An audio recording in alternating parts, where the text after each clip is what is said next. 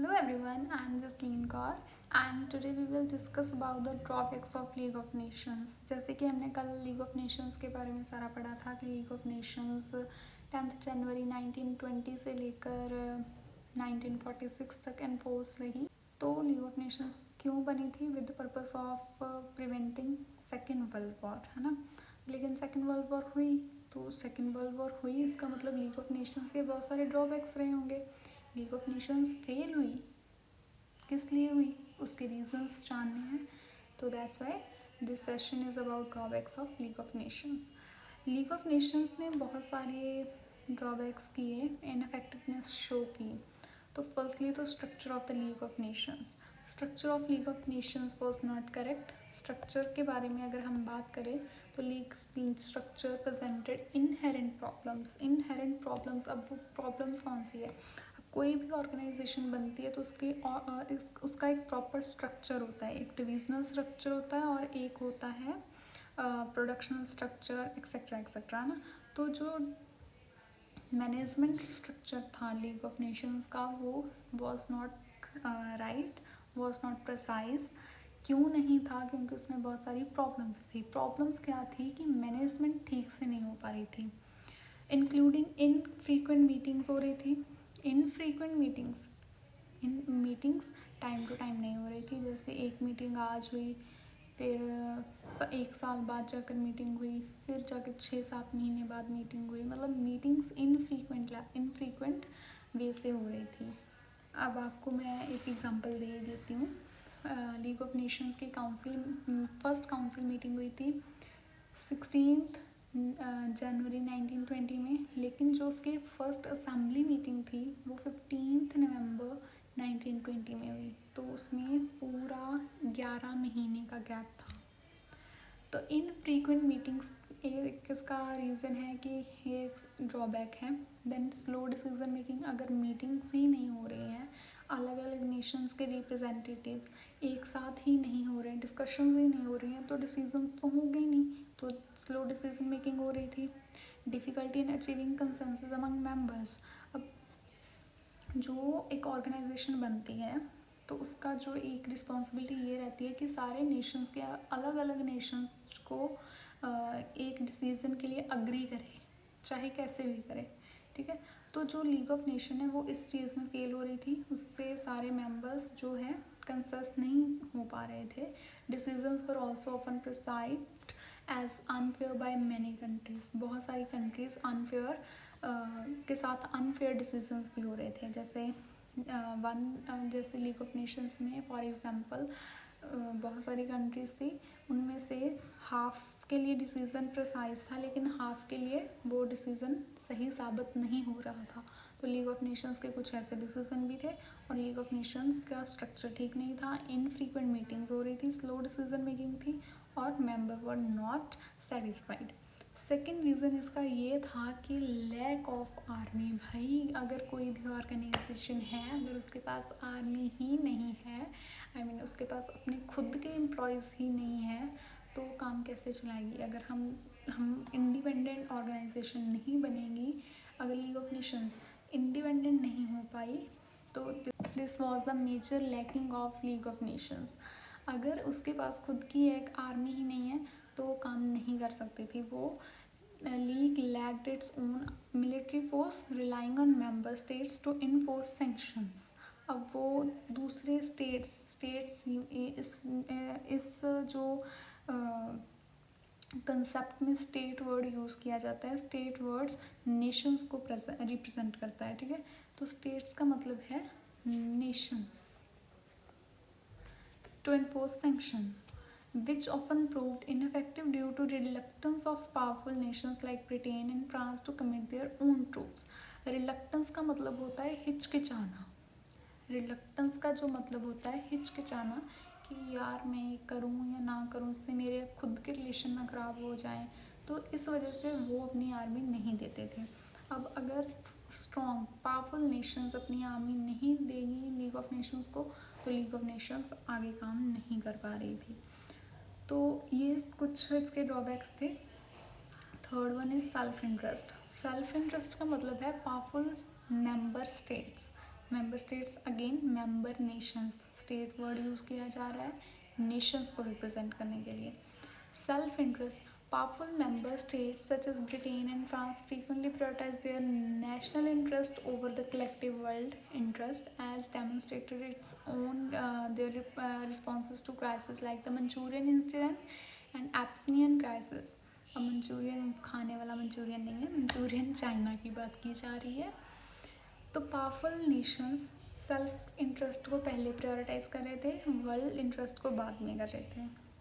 World level पर piece and security की बात हुई थी. टर्म्स एंड कंडीशंस जो हमने पीछे पढ़ी थी, ट्रीटी ऑफ वर्सेस साइन किया गया था, उसमें टर्म्स एंड कंडीशंस यही थी, पीस एंड सिक्योरिटी मेंटेन रहेगी सारे वर्ल्ड की.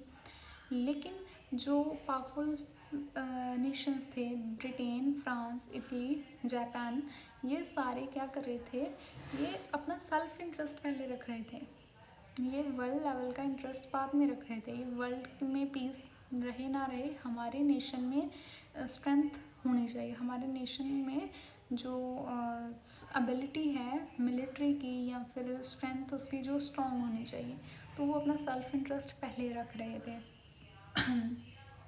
सॉरी. तो वो अपना सेल्फ इंटरेस्ट पहले रख रहे थे. अब Manchurian incident and Abyssinian crisis इसी की एग्जांपल्स हैं. अब मंचूरियन इंसिडेंट को मुगटन इंसिडेंट भी कहा जाता था. ये कब हुआ? 1931 में हुआ.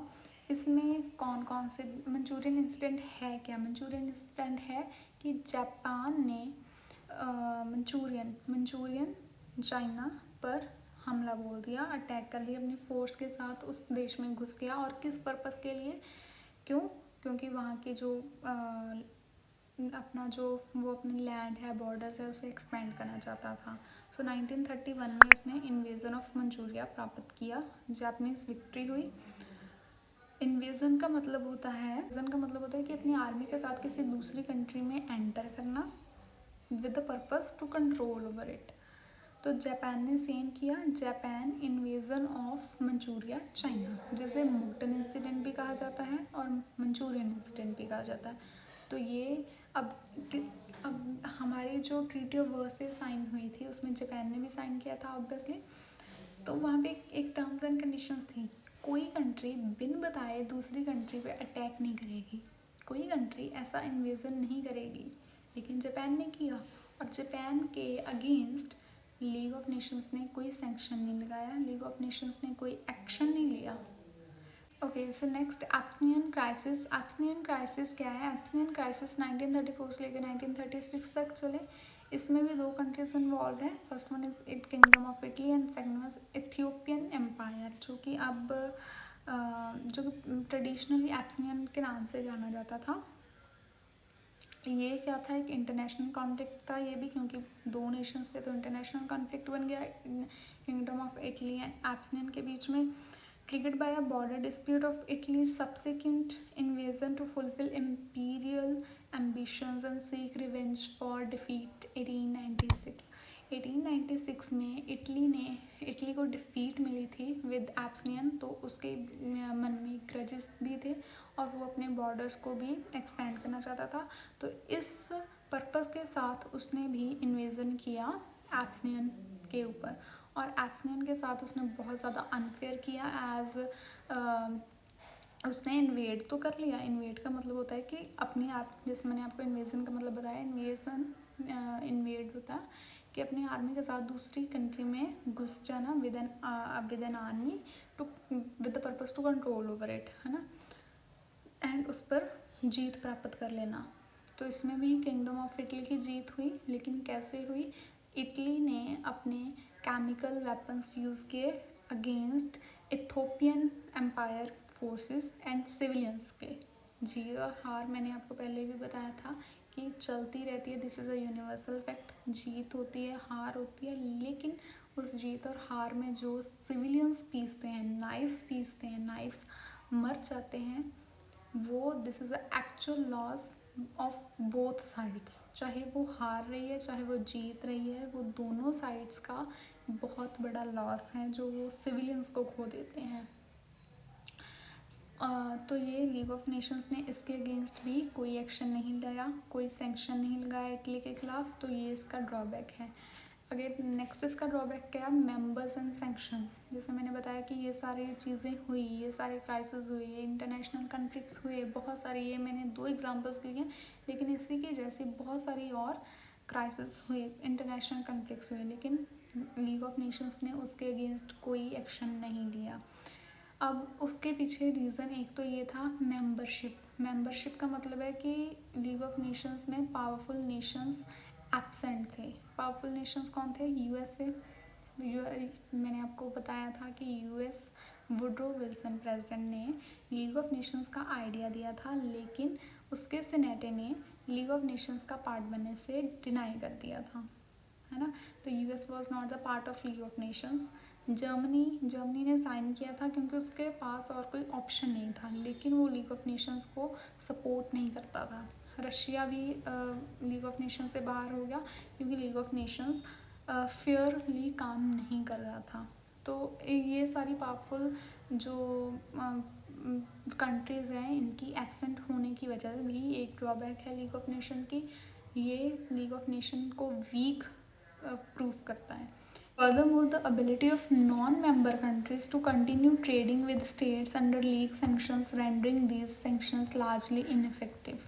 जो सेंक्शंस है वो अच्छे से लग नहीं रहे थे, मतलब जो लीग ऑफ नेशंस है वो ट्रेडिंग पर्पस, उसका ट्रेड इफेक्ट ना हो, कंट्रीज़ का ट्रेड इफेक्ट ना हो, प्रॉफिट एंड लॉस इफेक्ट ना हो, इस वजह से वो कंट्रीज़ जो अनफेयर कर रही थी उसके ऊपर सेंक्शन नहीं लगा रहे थे। Next, words and actions. ये तो नाम से क्लियर हो रहा है, वर्ड्स कुछ थे, एक्शंस कुछ थे। जैसे कि जॉक स्ट्रॉ ने बोला है, the League ultimately failed because its words and resolutions were not consistently matched by decisive actions. Words उसके कुछ थे, एक्शंस उसके कुछ थे। हम बोलते भी हैं ना कि वो अपनी ज़ुबान का तो है नहीं, वो बोलता कुछ है करता कुछ है। तो लीग ऑफ नेशंस भी कुछ ऐसा ही था, वो उसके जो बादल थे वो सिर्फ गरजने वाले थे, बरसने वाले नहीं थे। वर्ड्स उसके बहुत पावरफुल थे कि नहीं, मैं ऐसा करूँगा, मैं वैसा करूँगा, मैं वर्ल्ड वॉर सेकेंड नहीं होने दूँगा, मैं कॉन्फ्लिक्ट नहीं, इंटरनेशनल कॉन्फ्लिक्ट नहीं होने दूँगा, एक्सेट्रा एक्सेट्रा। लेकिन ये सारा कुछ हुआ, और ये सारे ड्रॉबैक्स की वजह से ही वर्ल्ड वॉर सेकेंड हुई। So this was all about the drawbacks of League of Nations. If you have any doubt, then comment me down. And if you think that this information is useful for you, then like me, subscribe me, and comment me. Thank you.